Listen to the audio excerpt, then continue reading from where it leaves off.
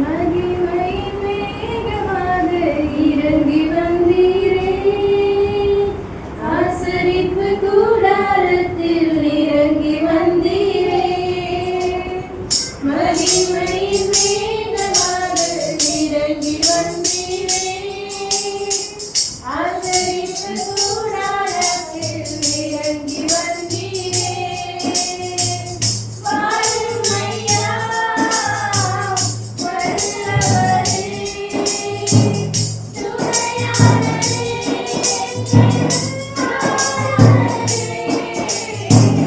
வாரும் ஐயா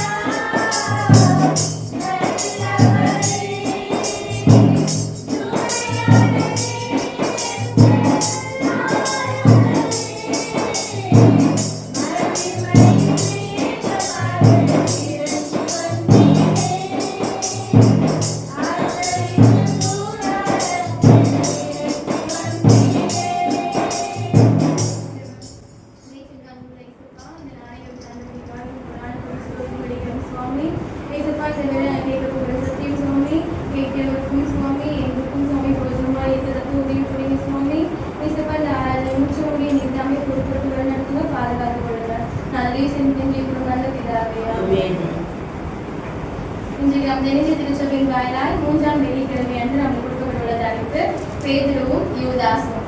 பேதுருவும் யூதாசும் அப்படின்னு சொல்லவே நமக்கு ஞாபகம் வர ஒரு விஷயம் என்னன்னா, பேதுரு அப்படின்னாலே மறுதளித்தல் அப்படின்ற விஷயம் நமக்கு ஞாபகம் வரும். யூதாஸ் அப்படின்னு சொல்லும் பொழுது காட்டி கொடுத்தல் அப்படின்ற விஷயம் நமக்கு ஞாபகம் வரும். ஸோ இவங்க 2 பேருமே 12 சீஷர்களில் ஒருவர்கள் அப்படின்னு சொல்லப்பட்டிருக்கோம். அதே மாதிரி பேதுரு பத்தி சொல்லணும் அப்படின்னா, பேதுரு பார்த்தீங்கன்னா 12 சீஷர்களுக்குமே இவர் தலைவரா இருந்தாரு அப்படின்னு சொல்லப்பட்டிருக்கோம். இவரோட உண்மையான பெயர் பார்த்தீங்கன்னா சீமோன் அப்படின்னு சொல்லி குறிப்பிடப்பட்டிருக்கோம். நீ ஜீவனுள்ள தேவனுடைய குமாரன் அப்படின்னு சொல்லிட்டு பேதுரு இயேசுவை சொல்றது நிமித்தமாக அவருக்கு பேதுரு அப்படின்ற பெயர் கிடைக்கும். அதே மாதிரி பரலோகத்தின் திறவுகோலையுமே அவர் என்ன பண்றாரு, பெற்றுக்கொள்றாரு. அதே மாதிரி இவருக்கு ஃபர்ஸ்ட் மீன் பிடிக்கிற தொழில் தான் செஞ்சுட்டு இருந்தாரு. அப்பதான் இயேசுப்பா இவங்களை தேர்ந்தெடுக்கும் பொழுது அவர் என்ன பண்ணிருப்பாரு, மீன் பிடிச்சிட்டு இருப்பாரு. ஸோ மீன் பிடிக்கும் பொழுது அவருக்கு ஒரு மீனுமே அகப்படாமல் இருக்கும். ஏசப்பா சொல்ற திசையின் பக்கம் அவங்க வலையை விரிக்கும் பொழுது வலைக்கிளி மீன்களை அவர் பெற்றுக்கொள்வதை நம்ம பார்க்கணும். அதே மாதிரி இவர் படிப்பறவையும் சற்று குறைந்தவராகவே காணப்பட்டிருந்தாரு. பேதுரு அப்படின்னு இதுக்கு வச்ச பேருக்கான அர்த்தம் கேவா அப்படின்னு சொல்லுவாங்க. கேவா அப்படின்னா பாறை என்றும் அர்த்தம் அப்படின்னு இருக்கும். திருவிவிலியம் பைபிள்ல ராயப்பர் அப்படின்னு சொல்லிட்டு இவருடைய பேர் குறிப்பிடப்பட்டிருக்கும். ராயப்பர் அப்படின்றதுக்கு இப்போ வரலாற்று சான்றிதழ பார்க்கணும்னா ராயபுரம் ஊர் பேர் கூட இவரோட பேருனாலதான் வந்துச்சு அப்படின்னு சொல்லி குறிப்பிடப்பட்டிருக்கோம். அதுக்கப்புறம் பாத்தீங்கன்னா பேதுரு ரொம்பவும் துணிச்சலான நபராகவும் ஏசப்பா எந்த கொஸ்டின்ஸ் கேட்டாலும் ஃபர்ஸ்ட் ஆன்சர் பண்றது பேதுருவா தான் இருப்பாரு அப்படின்னு சொல்லுவாங்க. அதே மாதிரி ஏசப்பாவோட கடலில் நடந்தது கூட பேதுருவா தான் இருப்பாரு. எடுத்துக்கொள்ளலாம். மத்திய 14ஆம் அதிகாரம் 29ஆம் வசனம் தொடங்கி 31 வசனங்கள் முடிய. மத்தேயு 14ஆம் அதிகாரம் 29ஆம் வசனம் தொடங்கி 31 வசனங்கள் முடிய. அதற்கு அவர் வா என்றார்.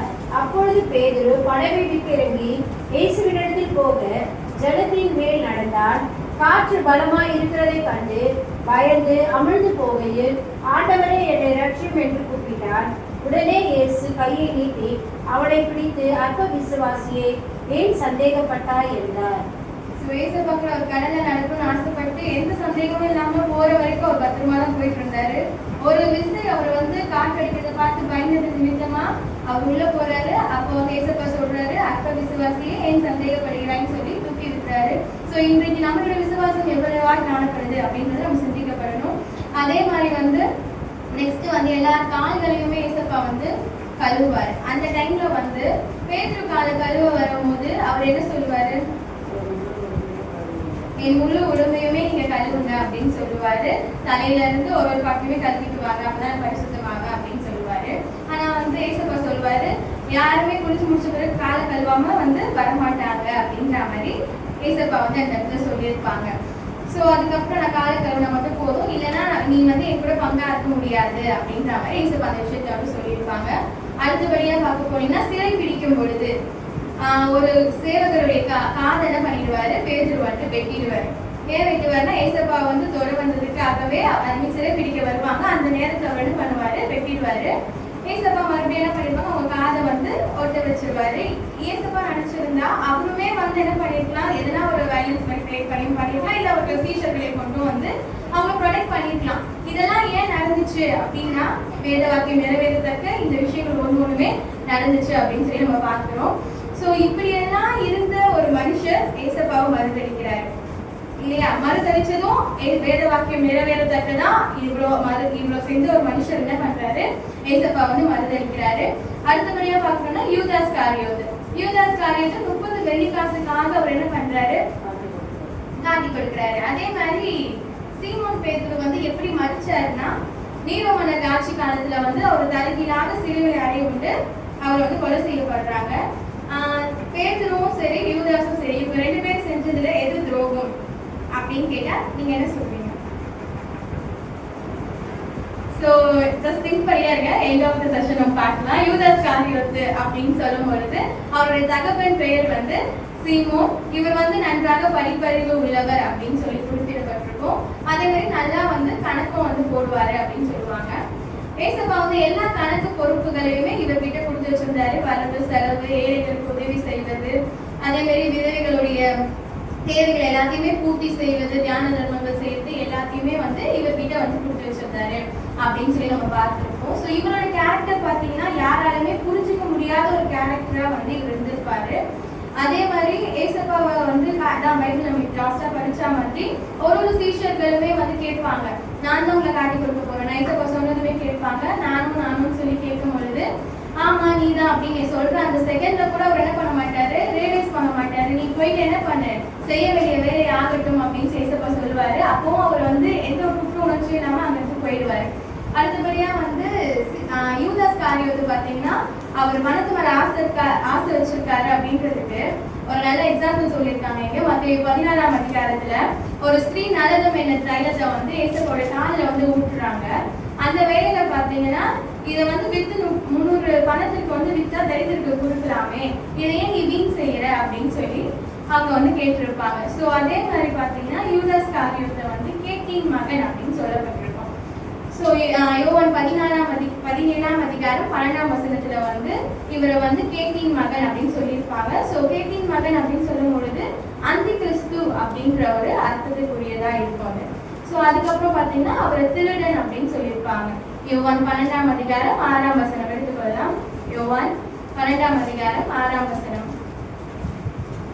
அவன் தரித்திரனை குறித்து கவலைப்பட்டு இப்படி சொல்லாமல் அவன் திருடனாய் இருந்தபடியினால் பணப்பையை வைத்துக் கொண்டு அதிலே போடப்பட்டதை சுமக்கிறவனாய் நானபடியினால் இப்படி சொன்னான். ஸோ அங்க வந்து அவர் திருடன் அப்படின்னு சொல்லி குறிப்பிடப்பட்டிருக்கும். அடுத்தபடியா அவர் துரோகி அப்படின்னு சொல்லியிருப்பாங்க. 2 தெசலோனிக்கேயர் 2ஆம் அதிகாரம் 3ஆம் வசனம். 2 தெசலோனிக்கேயர் 2ஆம் அதிகாரம் 3ஆம் வசனம். எவ்விதத்தினாலும் ஒருவனும் உங்களை மோசம் போகாதபடிக்கு எச்சரிக்கையாயிருங்கள். ஏனெனில் விசுவாச துரோகம் முந்தி நேரிட்டு கேட்டின் மகனாகிய பாவ மனுஷன் வெளிப்பட்டால் ஒழிய அந்த நாள் வராது. அடுத்தபடியா இவரை வந்து பிசாசுன்னு சொல்லப்பட்டிருக்கோம். இப்போ யோவான் 6ஆம் அதிகாரம் 70ஆம் வசனம். நம்ம வாசிச்ச அதிகாரத்திலுமே கொடுத்திருப்பாங்க, உங்களில் ஒருவன் பிசாசா இருக்கிறான் அப்படின்னு சொல்லி. இயேசு அவர்களை நோக்கி, பன்னிருவனாகிய உங்களை நான் தெரிந்து கொள்ளவில்லையா? உங்களுக்குள்ளும் ஒருவன் பிசாசா இருக்கிறான் என்றார். சோ அவர் என்ன சொல்றாங்க, அந்தி கிறிஸ்துவும் குறிப்பிடப்பட்டிருக்கு, திருடனும் சொல்றாங்க, துரோகின்னு சொல்லியிருக்காங்க, பிசாசு அப்படின்னு சொல்லி 4 விதமான கேரக்டரிஸ்டிக்ஸ் வந்து அவர்கிட்ட இருக்கு யூதாஸ் காரியோத்து கிட்ட அப்படின்னு சொல்லி நம்ம பார்த்துருக்கோம். 3 வருஷ காலமாய் யூதாஸ் காரியோத்து இயேசுப்பா கூட இருந்து அவர் என்ன பண்ண ஒரு விஷயத்தையுமே வந்து அவரு கத்துக்கல. சோ இவர் வந்து எப்படி மறிச்சு போனாரு அப்படின்னா, இவர் ஏசப்பாவை சிறைப்பிடிச்சிட்டு போனதுக்கு அப்புறமேட்டு இவரா என்ன பண்ணுவாரு, மனசு கஷ்டப்பட்டு அந்த வெள்ளி காசுகளை எடுத்து போய் திருப்பி கொடுக்கறதுக்கு போவாரு. அவங்க யாரும் வாங்க மாட்டாங்க. ஸோ கோவிலில் வந்து தூக்கி போட்டுட்டு இவர் என்ன பண்ணுவாரு, ஒரு மரத்துல வந்து தூக்கு மாட்டிக்குவாரு. பட் அந்த மரத்துல வந்து வயிறு தாங்காம அவர் தலைகீழ விழுந்து அவர் குரல் வயிறு வெடிச்சு குரல்லாம் அபூர்வமா செதறி அடிச்சு அவர் என்ன பண்ணுவாருன்னா மறித்து போயிருப்பாரு அந்த இடத்துல. ஸோ 30 வெள்ளிக்காசுக்காக ஆசைப்பட்டு அவர் என்ன பண்ணிட்டாரு, ஏசப்பாவை காட்டி கொடுத்துட்டாரு. ஆனா அதே மாதிரி இவருடைய பாவம் வந்து அவர் அறிக்கையிடவும் இல்லை, அவர் அதுக்காக மன்னிப்பு கேட்கவும் இல்லை. இவரே என்ன பண்ணாரு, மனசு கஷ்டப்பட்டு இவரே இவருக்கான தண்டனையை வந்து கொடுத்துக்கிட்டாரு. ஆனா வந்து பேதுரு என்ன பண்ணியிருப்பாரு, அவர் சேவல் கூதுற மாதிரி 3 முறை என்ன பண்ணியிருப்பாரு, மறுதளிச்சும் இருப்பாரு. அதே மாதிரி ஏசப்பா உயிர்த்தெழுந்ததுக்கு அப்புறமேட்டும் என்ன பண்ணியிருப்பாரு, அவர் அற்புத அடையாளங்களே வந்து அதுக்கப்புறமேட்டு இருக்கிற ஜீசஸ்க்கு வந்து செஞ்சிருப்பாரு, மன்னிப்பும் அவர் பெற்றிருப்பாரு. ஸோ ஏசப்பா கிட்ட மன்னிப்பு பெற்றது யாருன்னா பேதுரு வந்து மன்னிப்பு பெற்றிருப்பாரு. யூதாஸ் காரியத்து வந்து அப்படிப்பட்ட காரியங்களை வந்து அடைஞ்சதா வந்து பைபிளில் குறிப்பிடப்படலை. அதே மாதிரி நம்ம புக்ஸ் நேம் ஒரு ஸ்டோரி பார்த்துருப்போம். ஒரு ஆர்டிஸ்ட் என்ன பண்ணியிருப்பாருன்னா ஒரு சைல்ட் ஃபேஸ் வந்து ஜீசஸ் இன்ஃபன்ட் ஜீசஸ் ஃபேஸ்க்காக வரைஞ்சிருப்பார். குழந்தை இயேசுவோட முகத்தை வந்து பார்த்து வரைஞ்சிருப்பாரு. அவர் வந்து யூதாஸ் காரியத்து முகத்திற்காக வந்து ரொம்ப நாளா என்ன பண்ணிட்டு இருப்பாரு, முகத்தை வந்து தேடிட்டு இருப்பாரு. ஆஃப்டர் ஒரு 25 இயர்ஸ்க்கு அப்புறமேட்டு அதே பையனோட முகத்தை அவர் யூதாஸ் காரியத்து முகத்திற்காக சூஸ் பண்ணி கேட்பாரு. கேட்கும் பொழுது அவன் வந்து ரொம்ப மனசு கஷ்டப்படுவான். ஏன்னா வந்து என்னோட முகத்தை தான் நீங்க ஏசப்போட முகத்துக்காக நான் சிறு வயதுல இருக்கும் பொழுது வரைஞ்சிங்க, இப்ப என்னோட முகத்தையும் நீங்க என்ன பண்றீங்க, யூதாஸ் காரியத்து முகத்துக்காக வரையறதுக்கு கேட்கிறீங்களே அப்படின்னு சொல்லி அவனை பண்ணுவான். ரொம்ப மனசு கஷ்டப்படுவான். ஸோ இன்றைக்கு நம்மளுடைய முகம் எப்படி காட்சி எழுதி கொண்டிருக்கிறது? ஏசப்போட முகம் பிரகாசிக்கிற முகங்களாக நம் முகம் காட்சி எழுதி கொண்டிருக்கிறதா, இல்லை யூதாஸின் முகத்தை போல நம் முகம் காட்சி எழுதி கொண்டிருக்கிறதா என்று நம்ம ஆராய்ந்து பார்க்கிறது நமக்கு மிகவும் அவசியமான ஒரு காரியம். இப்போ அவருடைய முகம் ஏன் அப்படி மாறிச்சு அப்படின்னா, இந்த உலகத்துல நிறைய பாவங்கள் இது எல்லாத்தையுமே சிக்கிட்டு அவரால் வெளியில வர முடியாததுனால அந்தி கிறிஸ்துவின் முகத்தை போலவும் ஒரு துரோகியின் முகத்தை போலவும் பிசாசின் முகத்தை போலவும் அவருடைய முகம் என்ன ஆச்சு, காட்சி அளிக்க ஆரம்பிச்சிச்சு. அதனால வந்து அவர் என்ன ஆயிட்டாரு, யூதாஸ் காரியத்தோட முகத்திற்கு ஆக்டா இருக்க மாதிரி அவர் பேஸ் என்ன ஆயிடுச்சு, சேஞ்ச் ஆயிடுச்சு அப்படின்னு சொல்லி குறிப்பிடப்பட்டிருக்கோம். அதுக்கப்புறம் பார்த்தீங்கன்னா இவர் வந்து முழு விசுவாசமும் வைராக்கியமும் இல்லாமல் போனதுனாலதான் இவர் பிசாசினால தூண்டப்பட்டார். ஈஸியா தூண்டப்பட்டு என்ன பண்ணிட்டாரு, ஏசப்பாவே காட்டி கொடுத்துட்டாரு அப்படின்னு சொல்றாங்க. ஸோ இன்னைக்கு நீங்களும் நானும் ஏசப்பாவை ஒரு நாளும் எப்படி காட்டி கொடுத்து கொண்டும் எப்படி மறுதளிச்சுட்டும் இருக்கும் நம்ம எல்லாருமே யோசிக்க வேண்டிய ஒரு விஷயம்.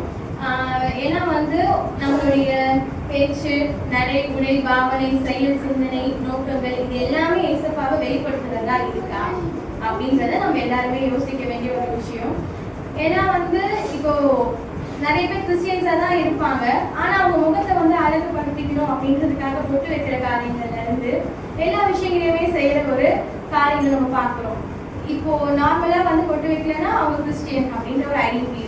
ஸோ நீ கிறிஸ்டியனா இருந்துட்டு பொட்டு வைக்கும் பொழுது ஏசப்பாவுடைய குளிக்கிற முகமுக பிரகாசத்தை விடவா அந்த பொட்டு உங்களுக்கு அழகு கொடுத்துட போகுது அப்படின்ற விஷயத்தை யாருமே என்ன பண்றது இல்லை, ரியலைஸ் பண்ணி பார்க்கறது கிடையாது. அதே மாதிரி சர்ச் கிறிஸ்டியன்ஸ்னா சண்டே டு சண்டே சர்ச் போவாங்க அப்படின்னு ஒரு ஐடென்டிட்டி, அதை நம்ம என்ன பண்றது இல்லை, கரெக்டாக ஃபாலோ பண்றது கிடையாது. பைபிள் எடுத்துட்டு போகிறதுக்கு அசிங்கப்படுறது. அப்பா எப்பவுமே ஒரு விஷயத்த சொல்லுவாரு, பைபிள் வந்து நான் தூக்குனதுனால இன்னைக்கு அதை எனக்கு தூக்கிட்டு இருக்கு அப்படின்ற ஒரு வார்த்தையை சொல்லுவாங்க. ஸோ பைபிள் தூக்கிட்டு போகிறதுக்கு அசிங்கப்படுறவங்களும் நிறைய பேர் இங்கே இருக்காங்க. ஸோ இந்த விஷயங்கள் எல்லாத்தையுமே நம்ம ஏசப்பாவை வெளிப்படுத்திக்கிறவர்களாக நம்ம காணப்படுறோம். ஸோ இதை விஷயத்தெல்லாம் நம்ம வந்து வெளிப்படுத்தலை அப்படின்னா ஏசப்பாவை மறுதளிக்கிறோம் ஒரு வகையில அப்படின்றத வந்து நம்ம உணரணும். ஸோ நம்ம சங்கீதம் 1ல படிக்கிற மாதிரி துன்மார்களுடைய ஆலோசனைகளையும் பாவைகளுடைய வழியையும் நிற்காமலும் பரியாசக்காரர்கள் உட்காராமல் கர்த்தருடைய வேலையில் நம்மளாம் பிரியமா இருக்குமா, ஒரு நாளும் வந்து ஏசப்பா என்ன பண்றாரு, அவரு மறிச்சு நம்மளுக்காக ரத்தம் செஞ்சு பாவத்துக்காக எல்லாமே செஞ்சுட்டாரு. மறித்து உயிர் தெரிஞ்சு இன்னைக்கு அவர் இன்றும் ஜீவனோட இன்னைக்காச்சும் என் மகன் உண்மையா என்கிட்ட வந்துட மாட்டாரா அப்படின்ற மாதிரி ஒரு நாளும் ஏசப்பா என்ன பண்ணிட்டு இருக்காரு, நம்ம கிட்ட எக்ஸ்பெக்ட் பண்ணிட்டே இருக்காரு. ஆனா நீங்களும் நானும் அவர்கிட்ட என்ன பண்ணிட்டு இருக்கோம் அப்படின்றத நம்ம வந்து ஆராய்ந்து பார்க்கணும். அதே மாதிரி வந்து ஏசப்பா நம்ம கிட்ட எதிர்பார்க்கிற விஷயங்கள் எல்லாமே வந்து என்னன்னா அவருடைய 10 கட்டளைகளையும் கற்பனைகளையும் கை கொள்ளணும் அப்படின்னு சொல்லிட்டு ஏசப்பா நம்ம கிட்ட எதிர்பார்க்கறாங்க. நம்ம எல்லாருமே அதை செய்யறோமா அப்படின்றத நாமளே ஆராய்ந்து பார்க்கிறது மிக அவசியமான ஒரு காரியமாய் காணப்படும். அதே மாதிரி அவர் நம்ம முழு இருதயத்தோடும் முழு ஆத்மாவோடும் முழு மனதோடும் நம்ம என்ன பண்ணணும், அவர் மேல முழுமையா அன்பு கூறணும் அப்படின்னு சொல்லி நம்மளுக்கு பிரதான கற்பனை ஒன்று கொடுக்கப்பட்டிருக்கு. அந்த பிரதான கற்பனை எத்தனை பேர் நம்ம ஃபாலோ பண்ணிட்டு இருக்கோம் அப்படின்றத நம்ம எல்லாருமே ரியலைஸ் பண்ணி பார்க்கணும். ஏசப்பா நம்ம கிட்ட கேட்டதெல்லாம் ஒரே விஷயம், என்னது, முழு இருதயத்தை மட்டும் நம்ம அவர் கிட்ட கொடுத்துட்டோம்னா போதும், அவர் நம்ம என்ன பண்ணிடுவாரு, ரபிக்க கூடாத இடத்துல கையை பிடிச்சி தூக்கி நிறுத்திடுவாரு. அவர் கேட்கறதுலாம் ஒன்னே ஒன்று. அவர் சீஷர்கள் கிட்ட அவர் எக்ஸ்பெக்ட் பண்ண விஷயம் என்னன்னா ஏசப்பா கூட அவங்க இருக்கணும், அவருடைய வார்த்தைகளையே வந்து மற்றவங்களுக்கு பறைசாற்றணும், அதே மாதிரி அவருடைய நாமத்தினால அற்புதங்களையும் அதிசயங்களையும் செய்யணும். இது 3 விஷயத்தை மட்டும்தான் ஏசப்பா என்ன பண்ணாரு, அவர்கள் சீஷர்கள் கிட்ட எதிர்பார்த்தாரு. நம்ம கிட்டயும் ஏசப்பா எதிர்பார்க்கிற விஷயங்கள் இது மட்டும்தான். ஸோ நம்மளுடைய முழு இருதயத்தை நம்ம வசனம் கொடுக்கும் பொழுது ஏசப்பா நம்மளை என்ன பண்ணிடுவாரு, கிரகிக்க கூடாத இடத்துல அவர் நம்ம கையை பிடிச்சி கூட்டிட்டு போய் நிறுத்திடுவார். நம்ம எல்லாம் ஒரு சில கண்களை நோக்கி தேவனை நோக்கி பார்க்கலாமா? தங்கத்தை கேட்கவில்லை, வைரத்தை கேட்கவில்லை, உள்ளத்தை கேட்டாரையா. ஆசையை கேட்கவில்லை, அந்தத்தை கேட்கவில்லை, உள்ளத்தை கேட்டாரையா.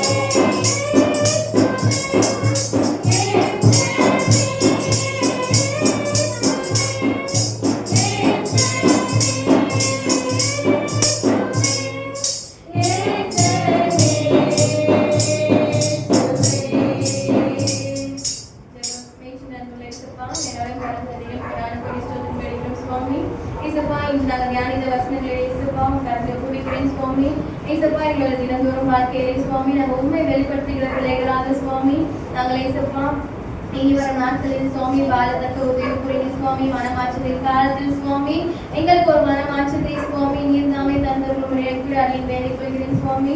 நீர் தாமே முற்று முடிய பொருட்படுத்தி வழிநடத்துங்க, பாதுகாத்துக் கொள்ளுங்க. நாங்கள் கேட்கிறோம் நல்ல பிதாவே. ஆமென்.